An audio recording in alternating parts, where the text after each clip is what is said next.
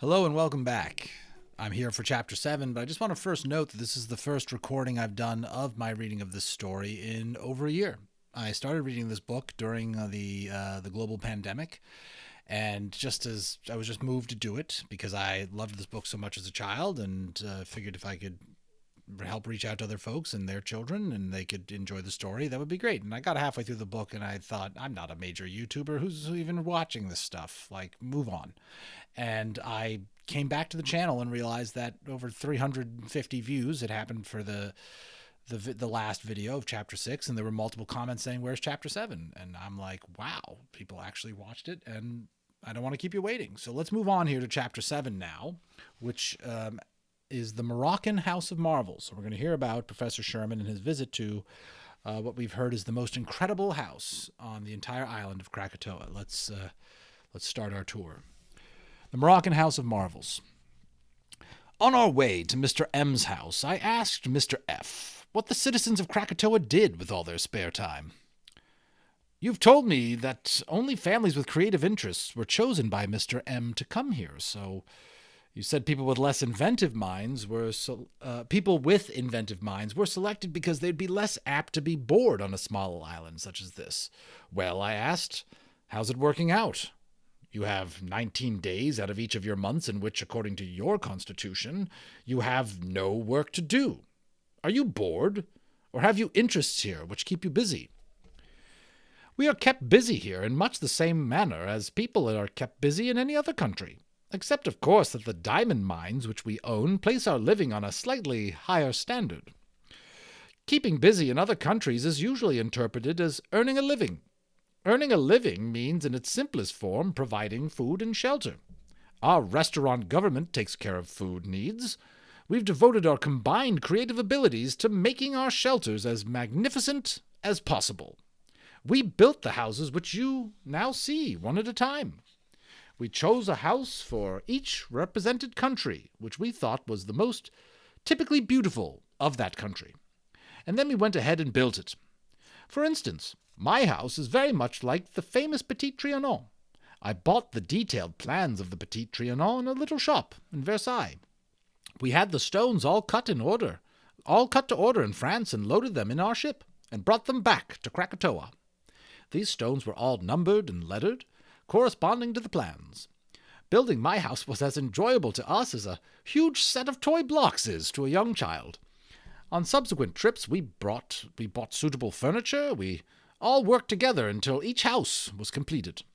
The builders supervised the actual construction. The painters either selected paintings, made copies of originals, or made paintings of their own for the houses. We handled, furnished, and decorated each house as a hobby. The fabulous hobby of the richest families in the world, which is what we happen to be. It has kept us working pretty hard. Is the food here always good? I asked. Or do some families, either out of laziness or lack of interest, prepare poor meals on their days? That's a good question. No one seems to have slipped up yet. As soon as you start to run a restaurant, you become tremendously interested in food. I suppose that it is simply pride, which makes one try to make better meals than the other families. You see, on your day, every family comes to your house to eat. I always find on F Day that I am somehow trying to prove that my day is best. Then there's this to consider. We are all interested in food, and looking forward to eating. If I were to prepare a poor F Day at my house, I'd have reason to fear that the others would do the same on their days, and we'd have a miserable month of food. I understand, I said. But then everything doesn't work out as neatly as I have made it seem, particularly now that our houses are all finished. To be sure, we work very hard on our day of the month, but recently we have spent considerable time doing absolutely nothing at all. What's wrong with that? I hastily asked. Nothing, shouted Mr. F. I'm happy to see that you're a good loafer. Certain prudish people in other countries seem to find that busy hands are kept out of mischief, or some other silly idea. We have developed loafing on this island to such an expert extent that even our hands are completely relaxed. Our only work now, besides cooking, is in trying to make life more pleasant for ourselves and for each other. The house you are about to see is one on which we have all been working lately. It was one of the first to be completed, and now we are going all over it with new improvements. If some of our inventions work in this house, we will install them in our own houses. From the outside, continued Mr. F., you can plainly see that Mr. M's Moroccan house is of simple and solid construction. I'll show you again the photo of that from the opening chapter, lest we forget. It really does look pretty straightforward, but you're going to find there's some surprises inside. That is one of the main reasons why we chose to work on it first. It is easier to adapt new ideas to a house of simple, rigid lines than it would be, for example, to a house with domes or minarets and towers, such as Mr. T's Turkish coffee house. We discovered right away that almost all of us had ideas of improvements that required some form of mechanical power. So we first of all made over the cellar of Mr. M's house. The usual cellars of our houses are filled with barrels of wine. We dug a separate cellar next door, lined it with the unusual diamond boulders to make it sound and immovable, built a roof over it, and we moved Mr. M's fine Moroccan wines into this new private cache. Most of our ideas required hydraulic pumps to put them in motion, so we first installed a steam engine in Mr. M's cellar. But here we are. Come, I'll take you first into the cellar. All right. We were greeted at the door by Mr. and Mrs. M. and their children, M1 and M2. You remember that's how the children are all named in the systematic way. They hadn't had so many things to talk about at breakfast and reached their home long before we had. Mr. M sensed immediately that Mr. F was taking me on a tour of inspection of his house, so rather than complicate matters, he said that his house was ours for the morning and to feel free to wander through and inspect it as we liked. I'll go downstairs and get some steam up, he said, in case you're feeling like trying out any of the inventions. We followed Mr. M down to the cellar. There was a boiler and furnace, which looked to me like the equipment to be found in the cellar of any American home, and Mr. M told us that stoking the fire for a steam engine was no more difficult than keeping an ordinary furnace running. The room was well insulated, because on a tropical island it would be impossible to live in a house heated by the sun and a furnace below. Of course, the boiler was piped to the pistons of a huge steam engine. This was different from anything found in the ordinary American home. At that day and age, right? We're talking about, this is like the late 1800s. They didn't have what we have now. Anyway, the rest of the cellar was an extraordinary maze of polished brass shafts running from the floor to the ceiling. The flywheel of the steam engine furnished power to operate numerous hydraulic pumps, which evidently made these brass shafts go up and down. The steam engine was also attached to an electric generator. This whole cellar was sort of a mechanical jungle, more complicated than the engine room of a ship. And while this picture probably doesn't quite do it justice to the imagination, you can see all of these big brass pipes that are going up to somewhere in the house. We're going to find out where. I was anxious to get out of there fast. First of all, because I was dying to see what all this machinery operated upstairs. And then, too, there seemed little space in this huge room in which to move around without being burned, smeared with grease, crushed, or receiving electric shocks. Mr. F seemed to feel the same way about the room, and only Mr. M and M1 and M2 felt at home as they dashed about through this brass forest, checking dials and gauges. I noticed as we were about to leave that two long white sheets of cloth coming from a slit in the ceiling down into the cellar. These wide cloth bands passed through a sort of large flat boiler, then on through what appeared to be the kind of drying machines used in paper factories, and then back through rollers and up another slit in the ceiling. "What in the world is that?" I asked. "Come, Mr. F," said Mr. F. "First I shall show you Mr. and Mrs. M's bedroom." We walked upstairs and into a bedroom on the first floor. It was furnished in excellent Moroccan taste. I say excellent with some reservations. I personally am not too fond of that style. This is Professor Sherman talking. But aside from these observations, I noticed nothing unusual about the room at first. Have there been some improvements made in this room? I asked. Mrs. M used to be a nurse, replied Mr. F. And to nurses, bed-making seems to be extremely boring after a while. If you stop to think of it, nurses in large hospitals spend a good deal of their time making beds. It is natural that they should soon tire of it, particularly when they suddenly find themselves to be as rich as Mrs. M. We all came to Mrs. M's rescue with this amazing bed. It has continuous sheets. How does it work? I immediately inquired. Mr. F. walked over to Mrs. M's bureau, opened the top drawer, and took from there a crank. He inserted the crank into a hole in the footboard of the bed and asked me to watch closely. He started to twist the crank, and the sheets started to move across the bed, passing on rollers through the sideboard, on through the floor. When I twist this crank, explained Mr. F. Before I get on to that sentence, because I have to change the page, this is Mr. F. turning that crank, and you see the sheets go through some rollers and then down into the floor. See that? And that way they can be cleaned. So when I twist this crank, explained Mr. F., the sheets pass through the sideboard, down through the floor, into the cellar. There they pass through a boiler, where they are washed, then through a drying machine. They next pass through steam-heated rollers, where they are pressed.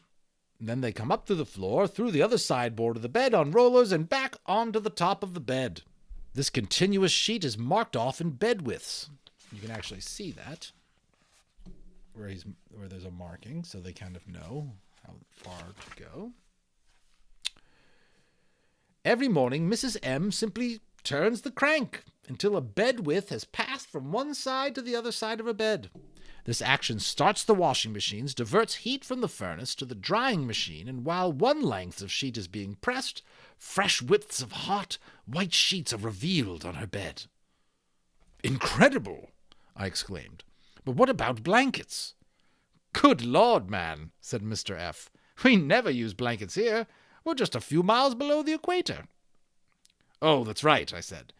Have you made inventions for every room in this house? We have. Each family originally chose a room to work on. Although several families have worked on some rooms, we are all interested in the dining room. I'll show you to that next. You see, there are many problems attached with feeding 80 people, even if it's only once a month. There are four members to each family, and the children help a lot. But even so, you can well imagine that the problems of preparing an elaborate breakfast, clearing that off and preparing a lunch, getting that out of the way and getting dinner ready, are big and tiresome. What do you think of this dining room? I looked at the room we had just entered.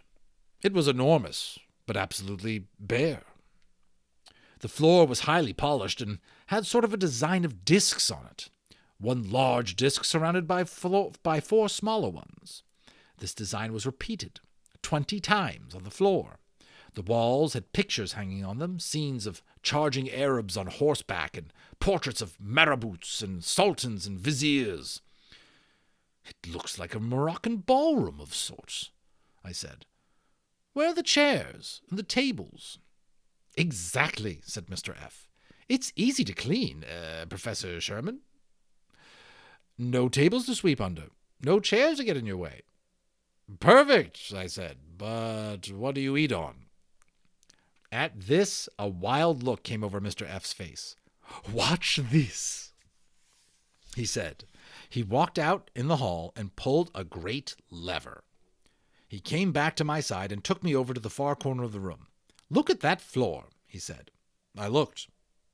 There were suddenly small wisps and puffs of steam coming from the circular discs on the floor. Then these discs started to rise slowly, like some nightmarish garden of mushrooms. And soon each group of discs was up out of the floor, forming little groups of 4 flat stools around little round tables. Cleaning up is easy here, he said. After M1 and M2 have removed the dishes, silverware, and tablecloths, Mr. M lowers the chairs and tables by pressing the lever, and Mrs. M and he then wash the floor. Chairs, tables, and floors are all taken care of in one smooth motion. Here is a picture of that in action.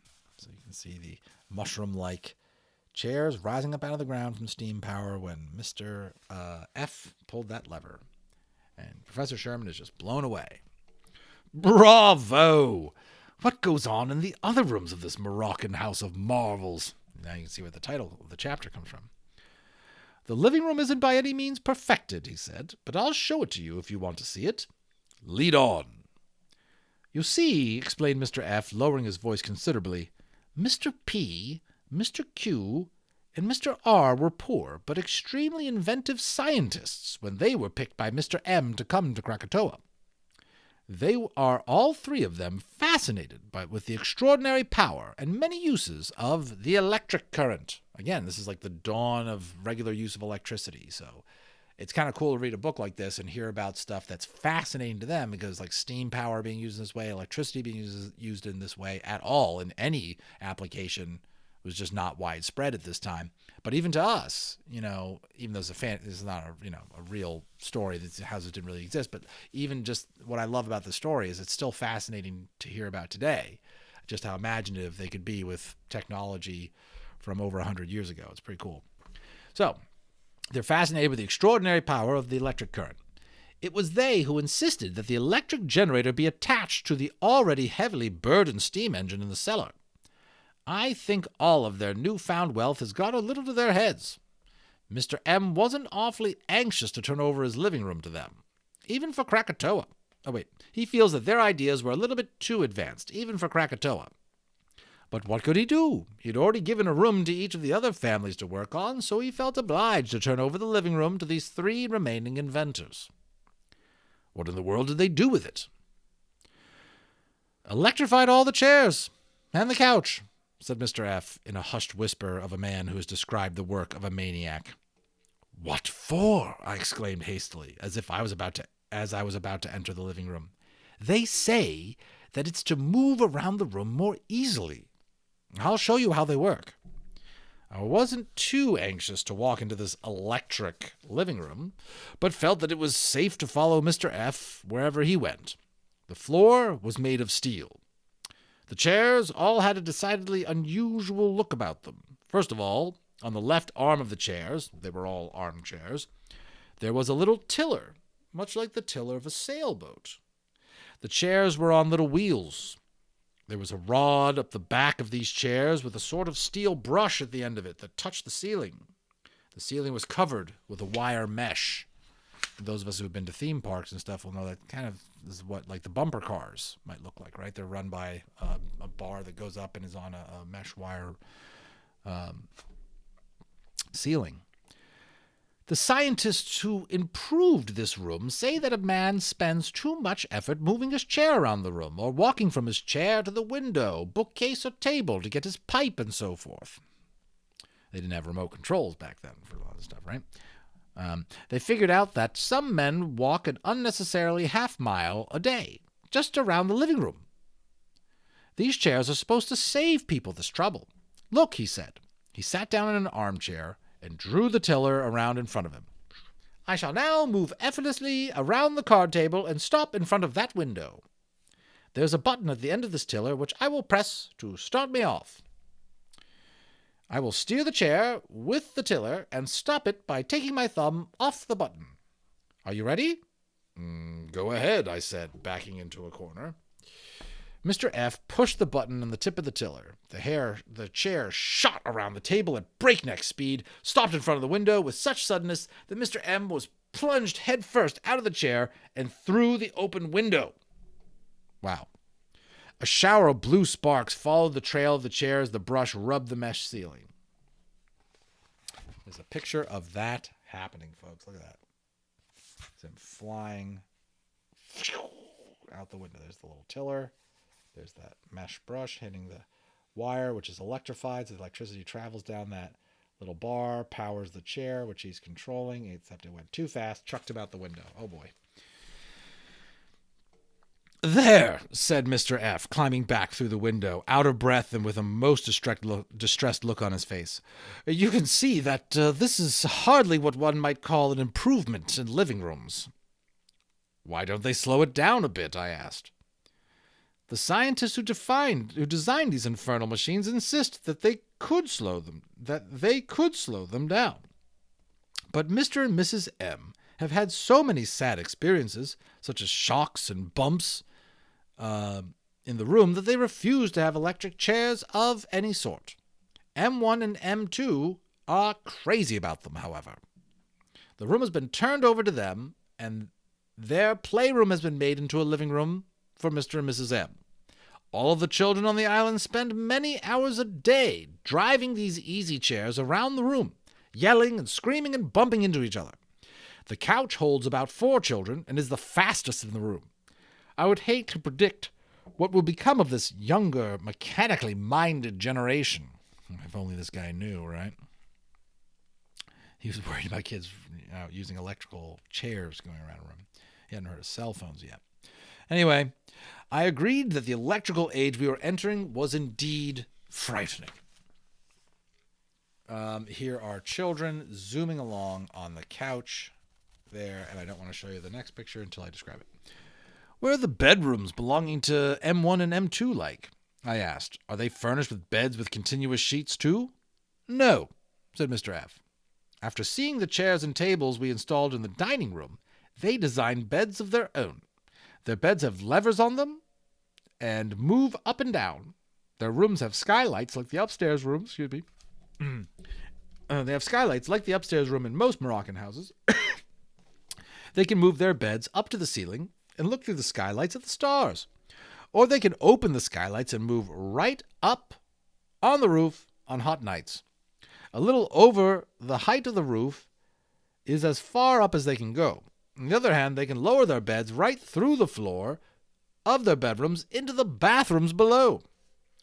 We're having a hard time deciding what sort of bed we're going to install in our own houses.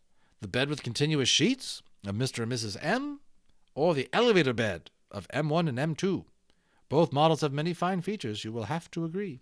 And there is the picture of M1 and M2. Wouldn't that be so cool? You could look up from your bed out the window, or you could take the bed itself out the window and be out there among the stars. And then when you're done, you just lower it down. And you could lower it down into the bathroom downstairs. Wow, these kids got it made. Their island made out of diamonds. What a story. Let's continue.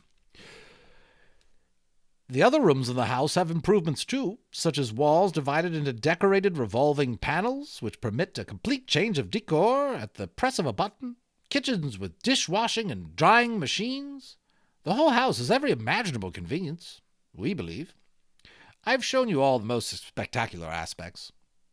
"It leaves me speechless," I muttered. But then as I started thinking it over, I suddenly exclaimed in a very loud voice, "I'm a balloonist. I must admit, this kind of efficiency rather bores me. For instance, I far prefer your stunning and elaborately elegant hall of mirrors dining room to the mechanized mushroom grove we had just visited. It seems strange to me that the mechanical progress always seems to leave the slower demands of elegance far behind. With all of the peace and spare time on this lovely island, why should any part of your lives be speeded up?" "Many of us are in complete agreement with you," said Mr. F. "The artists all are. The scientists express themselves through a different medium. You are a balloonist. If you are interested, I will show you the 2 remaining innovations we have made on this island. One of them, our balloon merry-go-round, combines the 2 sports most dependent on nature, ballooning and sailing, and should please you immensely. On the success of the other invention, the lives of the families of Krakatoa depend. I saw your balloon, the globe, and I know that you are a balloonist of great ingenuity. I am sure you will like these 2 balloon inventions." "Ladies and gentlemen," announced Professor William Waterman Sherman, "before telling you of the 2 balloon inventions of Krakatoa, I am going to call a 15-minute intermission. This will give you a chance to digest the many inventions I've already discussed. and it will give me a few moments of rest. The end of my story is, I suppose, the most exciting part. For as you know, from having read your newspapers during the last month, the time is near at hand in this account for the lovely island of Krakatoa to start blowing up. Thank you very much for having been such an excellent audience up to this time. Come back in 15 minutes, and I'll tell you of 2 extraordinary inventions and of 1 history-making explosion. Thank you. The audience spent 3 of their 15 minutes applauding and cheering, and then went outside for a stretch and a breath of fresh air. Professor Sherman poured himself a glass of water, drank it, stretched out on his bed, looked up at the ceiling, and prepared to spend a most comfortable and relaxed intermission. And there's our little intermission graphic. And we will take a brief intermission before moving on to Chapter 8. Thank you for reading with me.